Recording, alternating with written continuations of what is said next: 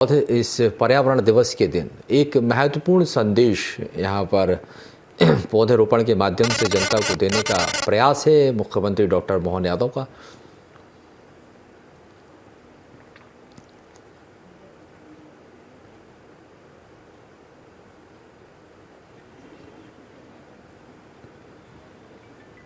तो देखिए सीएम यहाँ पर पहुँचे हैं और कुछ ही देर में पौधारोपण उनके साथ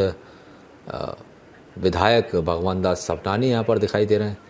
किशन सूर्यवंशी जो कि नगर निगम अध्यक्ष हैं और महापौर मालती राय उनके साथ और कई भारतीय जनता पार्टी के वरिष्ठ नेता उनके साथ मौजूद। और ये देखिए यहाँ पर मुख्यमंत्री डॉक्टर मोहन यादव ने पौधारोपण किया और पर्यावरण संरक्षण का एक अहम और महत्वपूर्ण संदेश यहाँ पर मुख्यमंत्री डॉक्टर मोहन यादव पौधारोपण के माध्यम से देते हुए नजर आ रहे हैं। राजधानी भोपाल की ये तस्वीरें हैं। विश्व पर्यावरण दिवस आज बेहद ख़ास दिन और सभी के लिए बहुत ज़रूरी हो जाता है यहाँ पर ये पौधारोपण करना और यही संदेश देने की कोशिश है मुख्यमंत्री की कि देखिए ज़्यादा से ज़्यादा पौधे लगाएं। एक्सक्लूसिव तस्वीरें आपको स्क्रीन पर लाइव हम दिखा रहे हैं और कुछ ही देर में आपको बता दें यहाँ से मुख्यमंत्री कुशाभाऊ ठाकरे कन्वेंशन सेंटर पहुँचेंगे। मिंटो हॉल में कार्यक्रम का आयोजन भी यहाँ पर रखा गया है। एक पेड़ माँ के नाम, ये बताया जा रहा है कि एक पेड़ माँ के नाम ये थीम है और इस अभियान की जो शुरुआत है ये आज से हुई है और जिसकी शुरुआत मुख्यमंत्री ने पौधारोपण के माध्यम से यहाँ पर की है और एक संदेश यहाँ पर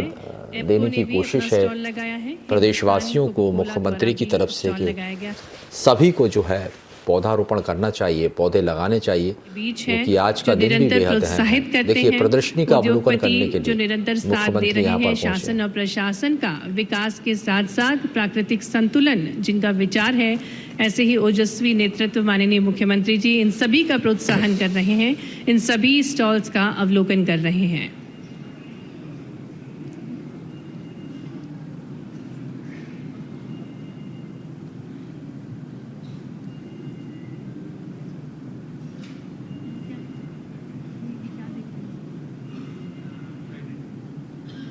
और अभी माननीय मुख्यमंत्री जी ट्राइडेंट के स्टॉल का अवलोकन कर रहे हैं। ट्राइडेंट ने जो एफ्लुएंट ट्रीटमेंट प्लांट बनाया है इसका एक मॉडल स्वरूप प्रस्तुत किया जा रहा है, किस प्रकार से वो कार्य करता है इसकी पूरी जानकारी प्रदान की जा रही है।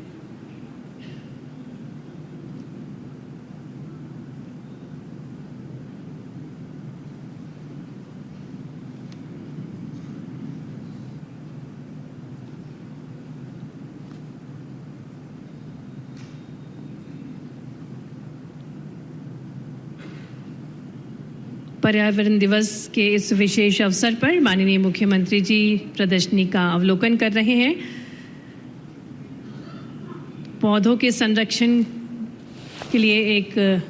सुंदर सा मॉडल प्रस्तुत किया गया है, किस प्रकार से घरों में पौधों को वृक्षित किया जाता है ये बताया गया है। और अब माननीय मुख्यमंत्री जी सभा स्थल पर पधारेंगे और उससे पूर्व हाइड्रोपोनिक्स प्लांट जो होते हैं जो कि घरों में रोपित किए जाते हैं इसका अवलोकन कर रहे हैं। इसकी संपूर्ण जानकारी माननीय मुख्यमंत्री जी प्राप्त कर रहे हैं। निरंतर जो युवाओं को प्रोत्साहित करते हैं, सभी युवाओं का संबल बढ़ाते हैं, ऐसे यशस्वी मुख्यमंत्री जी का हम हार्दिक स्वागत करते हैं। आपकी तालियों के बीच हृदय से स्वागत है, हृदय से अभिनंदन है हमारे यशस्वी मुख्यमंत्री जी का, जिनकी सोच के कारण निरंतर मध्य प्रदेश अग्रणी बन रहा है, हरित बन रहा है। हम बहुत बहुत स्वागत करते हैं माननीय मुख्यमंत्री जी का। साथ ही में माननीय राज्य मंत्री जी श्री दिलीप अहिरवार जी का, माननीय महापौर आदरणीय श्रीमती मालती राय जी का, माननीय विधायक श्री भगवान दास सपनानी जी का, आदरणीय श्री रविंद्र यति जी का, आदरणीय नगर निगम अध्यक्ष किशन सूर्यवंशी जी का, आदरणीय मीडिया प्रभारी श्री आशीष अग्रवाल जी का, आप सभी का हम हार्दिक स्वागत, हार्दिक अभिनंदन करते हैं। ये विशेष अवसर जब माननीय मुख्यमंत्री जी बड़ी रूपी दीप को प्रज्वलित कर रहे हैं। विश्व पर्यावरण दिवस के इस शुभ अवसर पर माननीय मुख्यमंत्री जी दीप प्रज्वलन कर रहे हैं। और जिस प्रकार से हम सभी जानते हैं कि पंच तत्वों से निर्मित ये सृष्टि प्रकृति के संरक्षण से ही संतुलित और समृद्ध रहती है, वृक्ष, जल, वायु और जैव विविधता के संरक्षण का संकल्प लेकर आज हम विश्व पर्यावरण दिवस के अवसर पर एकत्रित हुए। एक बार पुनः तालियों के साथ मंच पर माननीय मुख्यमंत्री जी का हम हार्दिक स्वागत, हार्दिक अभिनंदन करते हैं। और अब हम सभी सम्मानित जनों से निवेदन करेंगे कि सभी अपने स्थान पर खड़े होंगे। मंच पर उपस्थित सभी सम्मानित जनों और सभी आदरणीय देवियों सज्जनों से निवेदन है कि सभी अपने स्थान पर खड़े होंगे। वंदे मातरम।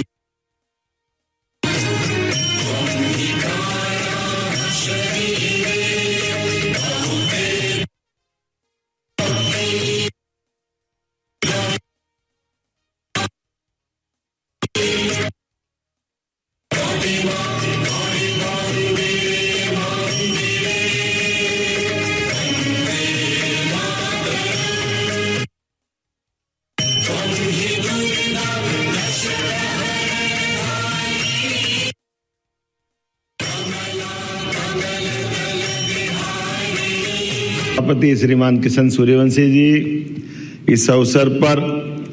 हमारे मेला प्राधिकरण के अध्यक्ष माननीय विनोद गोटिया जी, इसी कार्यक्रम में एसीएस अशोक वर्णवाल जी, समस्त अधिकारीगण, मंच के सामने विराजमान हमारे पार्टी के वरिष्ठ नेतागण राहुल कोठारी जी,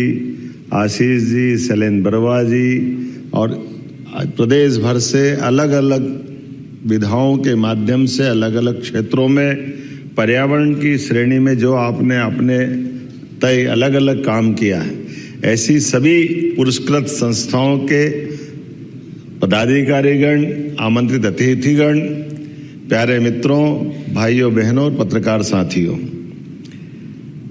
कई कारणों से आज के समय में पर्यावरण को लेकर हमारी सनातन संस्कृति की जो मूल अवधारणा या जीवन पद्धति थी, आज विश्व हमारी तरफ इस नाते से भी देख रहा और उनको एहसास भी होता है। हमारे लिए तो परमात्मा की दया से ये प्रकृति का 5 तत्वों का बना हुआ पूरा समूचा, एक तरह से इसको सृष्टि भी कहें तो सृष्टि में हमारे कदम कदम पर हर शास्त्र में विस्तार से इसमें व्याख्या भी कही गई है और छोटे छोटे वेद वाक्य में सारी बातें पूरी हो गई। यत पिंडे तत् ब्रह्मांडे, जैसा पिंड है वैसा ही ब्रह्मांड है। और ये ब्रह्मांड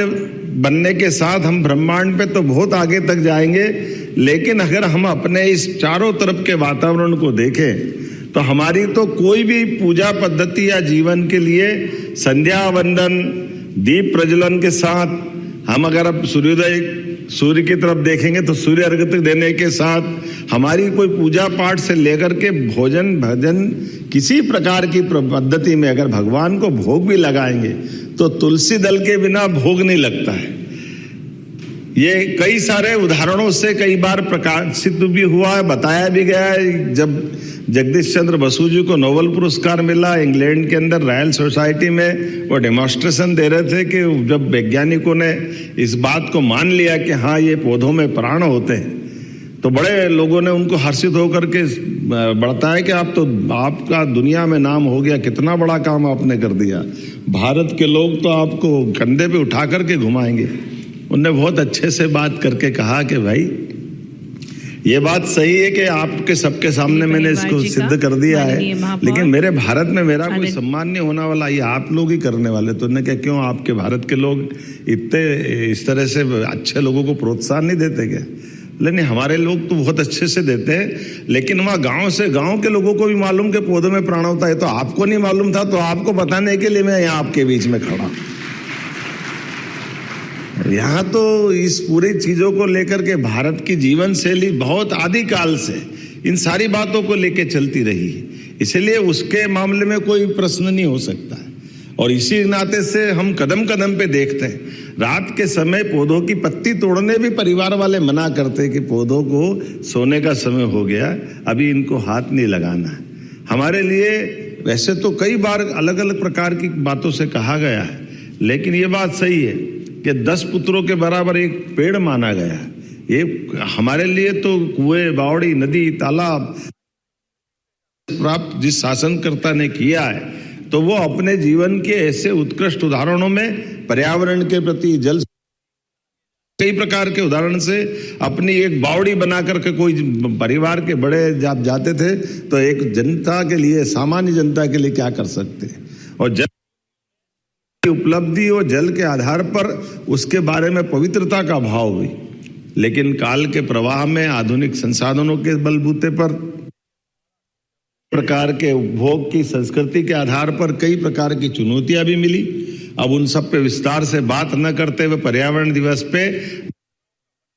ये जो वर्तमान का शासन काल है इसकी भी बात कर ले।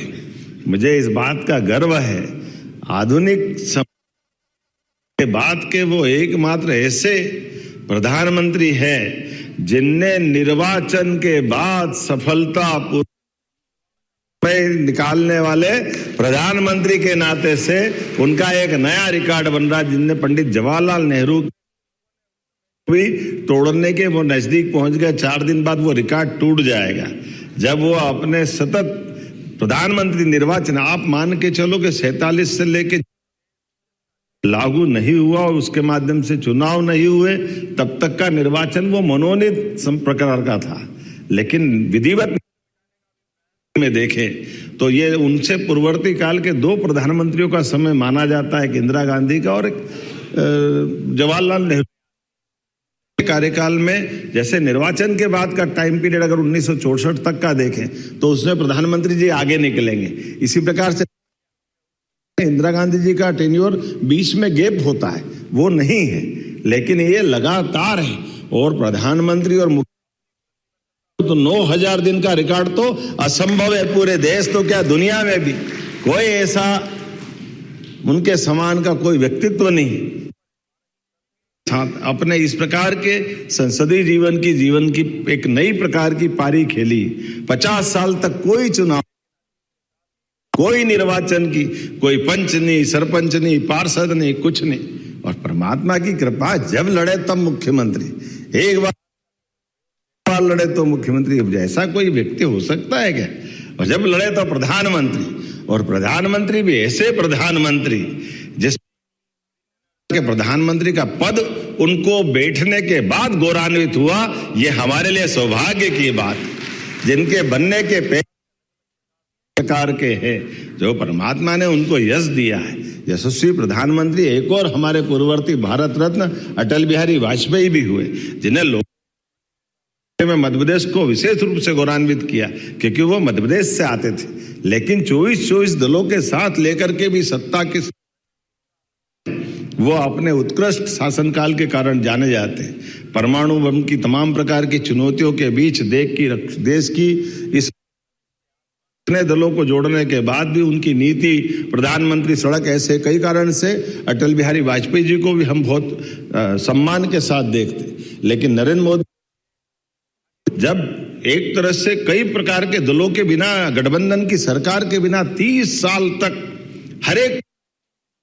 गठबंधन के कारण से सत्ता के संचालन में कितनी कठिनाई होती, लेकिन देश का इतना बड़ा पद का ऊपर बैठे हुए व्यक्ति को हम प्रकार की चुनौती होती। लेकिन ये एकमात्र प्रधानमंत्री हैं जिनने बनने के पहले कहा कि इस देश में शासन की व्यवस्था सरकार होना चाहिए और मुझे गर्व है। उनने घोषणा की और 2014 में पूर्ण बहुमत की सरकार, हमने नए प्रकार का नया माहौल देखा और काम करने के लिए भी देश के अंदर भी, देश के बाहर भी, देश के अंदर सुशासन की मिसाल, विरासत से विकास की ओर बढ़ने के संकल्प और देश के दुश्मनों से उनके घर में घुस के मारने का रिकॉर्ड भी हमारे लिए सौभाग्य की बात है। उनके बलबूते पर देश भर से आतंकवाद समाप्त हुआ, देश भर से नक्सलवाद समाप्त हुआ। मुसलमानों के साथ योग्य प्रकार की प्रतिभाओं को दुनिया के अंदर अपने अलग से जितने प्रकार की उनकी क्षमता, योग्यता है, सबको रिकॉर्ड बनाने, खिलाड़ी हो चाहे वैज्ञानिक हो, हर क्षेत्र में आगे बढ़ते देखा। और कोई कारण से अगर वैज्ञानिक अपनी प्रतिभा के बलबूते पे कोई नवा और कोई कारण से असफल हो जाए तो छाती से लग करके देखने का उदाहरण भी देश के प्रधानमंत्री के साथ मोदी जी के माध्यम से हमने देखा की बात है। मंगल मिशन फेल हो जाए तो कोई बात नहीं, लेकिन अपने वैज्ञानिक आज नहीं तो कल सफलता प्राप्त की तो आवश्यकता है। और क्या होना चाहिए आज के इस दौर में? ऐसे एक नहीं, खिलाड़ियों से लेकर कई प्रकार के उदाहरण हमारे सबके सामने। हमको लगता कि ये खेल के इस मौके पे आकर के खिलाड़ियों का क्या होगा, लेकिन खिलाड़ी तो खिलाड़ी होता, आज नहीं तो ऐसे ही तो प्रोत्साहन पाते। ऐसे समय में जब आज का समय अल नीनो से लेकर कई प्रकार की चुनौतियों के बीच में आगे जा रहा है, तमाम प्रकार की वैश्विक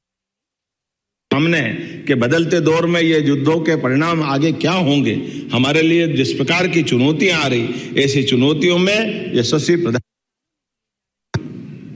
मुझे गर्व है पेट्रोल डीजल से लेकर सब मामलों में दुनिया भर में कहां से कहां क्या हालत हो रही, लेकिन हमारा धीर मामलों का मुकाबला करने के लिए वर्षों पहले से हमारे लिए अपनी ये तमाम प्रकार की पेट्रोल के शुद्धिकरण की रचना निकला कि इतने बदलते माहौल में भी हमारे इतने बड़े देश में कोई हाहाकार नहीं हुआ, हम उससे निपटने में सक्षम हुए और उसी समरूप उसी प्रकार से काम किया। इसी भोपाल की अगर बात करें, 40 साल पुराना यूनियन कार्बाइड का पर्यावरण के प्रति खिलवाड़ का सबसे बड़ा उदाहरण सामने बना। जब हजारों लोगों की मौतें हुई, कांग्रेस जवाब दे उस बात का। कांग्रेस के लोगों ने उस समय के उस घटनाक्रम के महत्वपूर्ण जिम्मेदारों पे से डरे, बल्कि उनको प्लेन उपलब्ध कराकर भगाने का दुर्भाग्यपूर्ण तरीके से कहना पड़ेगा। इस प्रदेश की जनता जवाबदार है, उनको बचाकर भगाने का काम तत्कालीन शासनकर्ताओं ने किया है। मुझे इस बात का गर्व है, हमने वो कलंक मिटाने का भी, वो कचरा जलाने का भी काम किया, जिसके कारण से यूनियन कार्बाइड का वो अतीत का काला पृष्ठ हमने अलग करने का प्रयास। हाँ, ये गलती थी अतीत के काल की, लेकिन भोपाल से वो कलंक समाप्त होना चाहिए, मध्य प्रदेश से वो कलंक धुलना चाहिए। इसलिए हमने में लिया और लिए गए सुप्रीम कोर्ट और हाई कोर्ट के निर्णय को परिपालन कराने के लिए हमारी सरकार ने अपनी प्रयास किया। इसी के बलबूते पर आज हम उस पर्यावरण दिवस पे यूनियन कार्बाइड के स्थान को भी अपने उस कल के स्थल भी और यहाँ के जनप्रतिनिधियों को, यहाँ के विद्वानों के साथ मिलकर के भविष्य में उसका किस प्रकार से क्या करना चाहिए, लेकिन अतीत नहीं जाए, इसलिए उसका प्रबंधन करने का भी निर्णय हमारी सरकार के माध्यम से हुआ है। मैं आपके माध्यम से ग्रीन एनर्जी की बात का भी, अगर में जिस प्रकार का समय चल रहा है, आज के समय में मध्य प्रदेश के अंदर जितनी तेज गति से क्लीन एनर्जी, 65 में गीगावाट सौर ऊर्जा, जिसमें पवन, बायोमास और जल विद्युत वो कई प्रकार हमने इसमें काफी तेजी से काम किया और ये ग्रीन सिटी, ग्रीन जोन्स, कई प्रकार के सांची खजुराहो में पायलट प्रोजेक्ट इसमें चल रहे, तो वन्य जीवा, वन्य संपदा के लिए भी जाना जाता है। अब तो हमको अच्छा लगता है कि जब टाइगर से लेके लेपर्ड तक और चीता से लेके घड़ियाल तक हर एक को 2 साल बाद हमारे पास जंगली भैंसे भी आ रहे और हाथी ऐसे आए। 5 जून से लगा 21 जून तक का ये जो पखवाड़ा मनाने का एक बड़ा अभियान प्रारंभ हुआ, सफलतम 12 वर्ष के शासनकाल के बलबूते पर जन कल्याणकारी सभी योजनाओं को धरातल पर उतारते हुए लोकतंत्र को गौरवान्वित करने का जो निर्णय है, और ऐसे में पर्यावरण के प्रति तो उनकी प्रतिबद्धता मध्य प्रदेश में और ज़्यादा उल्लेखनीय है। हम सबको मालूम है कि चीता प्रोजेक्ट की शुरुआत भी अगर शुरुआत करने में माननीय प्रधानमंत्री का आशीर्वाद सफल हुआ है, उस समय के छोड़े गए चीते धीरे धीरे करके विश्व के सामने एक आदर्श रूप में एक तरह से एशिया महाद्वीप पर पुनर्बसाहट का एक उत्कृष्ट उदाहरण बनकर के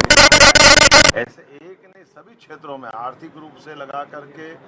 हर क्षेत्र के लोगों के लिए, किसान, महिला, युवा, गरीब, हर वर्ग के कल्याण के लिए जिस प्रकार से माननीय प्रधानमंत्री के माध्यम से उनके काम चल रहे हैं, मैं उनके दीर्घायु होने की कामना करता हूँ। सफलता शासन के 12 वर्ष पूरे करते हुए आगामी शासनकाल के सहित 2029 में वो पुनः अपनी इसी प्रकार की सत्ता संचालन की करते रहे, ये मैं कामना करता हूँ। बाबा महाकाल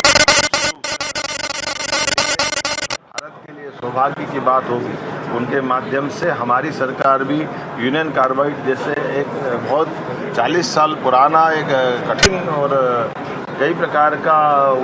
काला प्रश्न भोपाल और मध्य प्रदेश की सरकार के लिए था, जब पर्यावरण को चुनौती देते हुए एक कारखाने को संचालन करने दिया गया। संचालन करने के बाद हुए परिणाम के बलबूते हजारों लोग मारे गए, लेकिन उस काल में न तो कारखाने वाले को न कारखाने से जवाबदार लोगों को कोई दंडित किया गया। हजारों कई लोग अपाहिज हुए, कई प्रकार के कष्ट लोग सहन करते हुए गैस पीड़ितों के नाम से जाने गए।